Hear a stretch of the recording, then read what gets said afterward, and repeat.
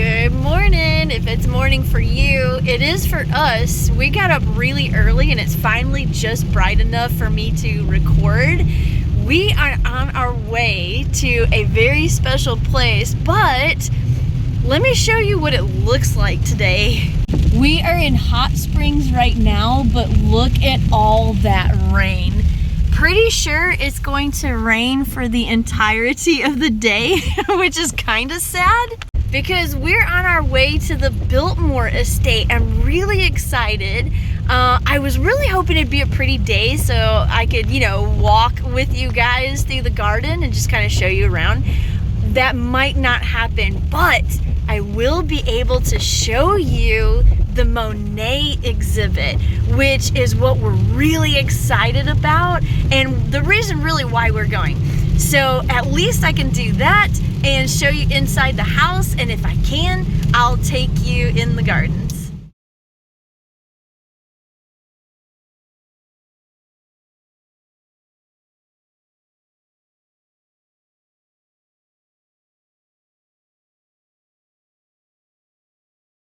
We finally made it. We're a little bit early, but we're gonna go ahead and get ready to go inside. This is not actually inside the house itself. This is actually at one of their auxiliary buildings called the Deer Park. So we will be going into that building, and then our house tour will be after that.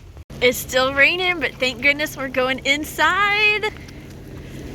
We're on our way.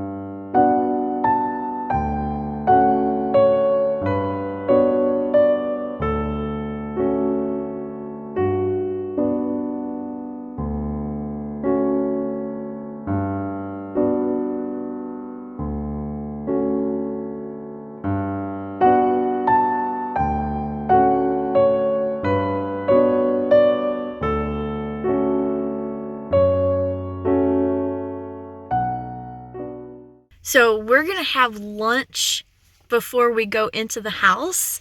I'm gonna show you our lunch, what we're gonna eat, and then I'm gonna kind of spill a little bit of tea about this exhibit. All right, we've got our lunch. We're just keeping it simple. We've got cookies, we've got water, we've got soda, we've got sandwiches, we've also got some chips. Looks like Mom got some bananas in there. So we're gonna have this for our lunch. Obviously you can eat here, but we usually opt not to just because it's a little bit on the expensive side. You also may need to make reservations or wait for a table for a while, and we just did not want to do that. So we're gonna chow down, and then I'll tell you a little bit about the exhibit, and then we'll head to the house. I hope you can hear me over this rain. It's actually gotten a little bit harder since we've been sitting here, but we finished our lunch, but we have a few minutes before we have to go into the house. So I thought I might spill just a little bit of tea over this exhibit. So you've seen the footage. They had beautiful music. It was classical music. It was a really great exhibit in that room. But according to the website of the company that did this particular exhibit for Biltmore, there were supposed to be multiple rooms and interactive paintings where you could go through some of the paintings. They rebuilt some of them. There was even the famous painting of Monet's where, you know, there's a bridge going over some water with some flowers and stuff, and they were going to rebuild the bridge and then you could walk across it. So I thought I was gonna get lots of footage of me walking through paintings and going over that bridge and being very interactive. However, when we exited, now we did watch the whole thing. It took about an hour, you know, of all the paintings and stuff like that. When we exited, that was it. So I'm not really sure what happened. I don't know if Biltmore just didn't have room for it, but they should have, based on you know, the last exhibit that we saw, which I do have a video of that where they recreated a lot of Downton Abbey, you know, the rooms, and they had props and dresses from the show and everything like that. But I don't know what happened with this one. So I feel like we only got half of an exhibit. So I'm going to say, if you are in the area, or if you were planning on coming to this, keep that in mind and make sure that that would still be worth it to you. Or if you live in another, or if you can get to another metropolitan area that they're gonna have that exhibit, you may actually be better off going there instead of Biltmore. So that's a little bit sad, but we're gonna go through the house. May not be able to go through the gardens, but I will show you as much as I can, and then of course we'll go through the gift shop because we always do.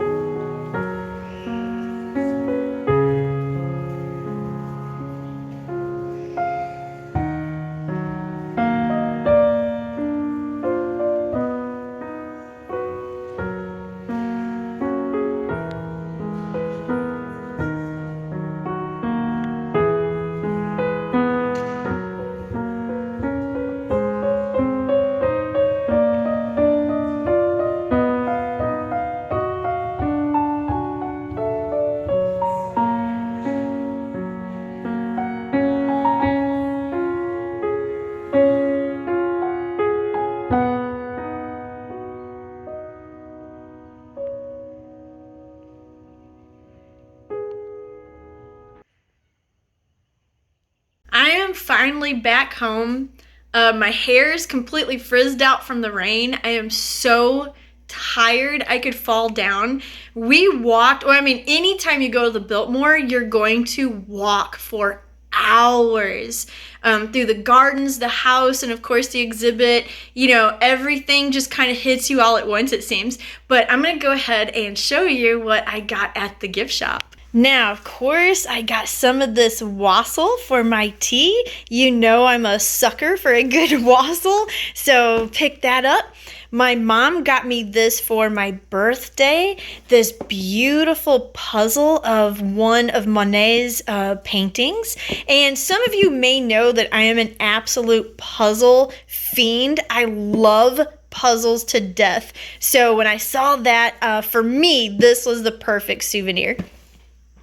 And of course, we got an official program to kind of commemorate what we saw, and just kind of talks a little bit about the artist that was in the exhibit. And then I gave you a sneak peek of this already, but I went ahead and picked it up. Can you believe we found an actual Monet cookbook at this exhibit? I was shocked when I saw it, and I really, really wanted it. So this looks absolutely beautiful. I love it because it actually shows a lot of his paintings throughout the book. It also tells a little bit about him, and it puts in a lot of like his letters and stuff like that, so you kind of get an idea of how he was as an artist, but also just as an everyday person, like what he would do in a day and who he talked to. Apparently, he absolutely loved food, and so he would talk about some of the food that he would eat, and so some of the recipes are actually featured in this cookbook. You will see this. We've actually made this dessert before, if you saw that video a few episodes back. And this one uses cherries instead of cranberries, which is probably really, really good. So you can probably guess what we're going to be doing next Monday. I definitely want to take a more in-depth look into this cookbook. I'm going to take this week to read some of it to get a better, kind of understanding of the cookbook and its layout. I'm going to pick a recipe and we will do a review on it. So I am really excited to just dig into that cookbook and find something just spectacularly French and great tasting. Now, as for the actual exhibit, I did allude to that in the car earlier before we left, but I will say that as far as the exhibit as it is at the Biltmore, I don't think it's actually worth the ticket price. I hate to say that because it was beautiful, that one part of the exhibit that we saw, but I do think that there needs to be more. It needs to be more interactive, like it is apparently at some other museums that it stopped at. It was really awesome to see two actual original Monet paintings inside the Biltmore house. I really enjoyed that. So glad that they added that. You could get really close to the paintings. I was shocked. You could actually see his individual brushstrokes. So that was really exciting to see. But, for the ticket price as it was, it might actually be worth going to see the exhibit at another place.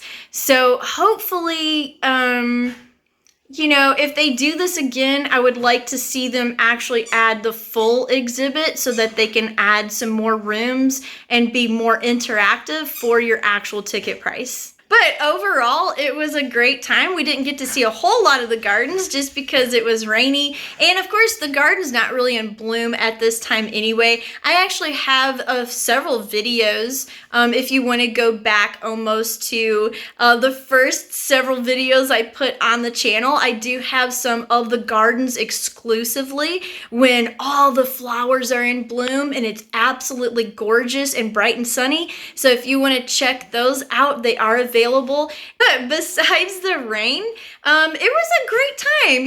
I'm glad that I went. Like I said, I wish it had been a little bit more, but Overall, it was a good day. It was just fun to get out and to see something different and do something new. So hopefully you enjoyed this little take along. And remember, next week, we are going to be making the food of Monet. So stay tuned for that. Thanks for watching. Bye. And if you like historical cooking and unusual cookbooks, here's 2 more videos you might enjoy. And make sure to like and subscribe for more foodie adventures.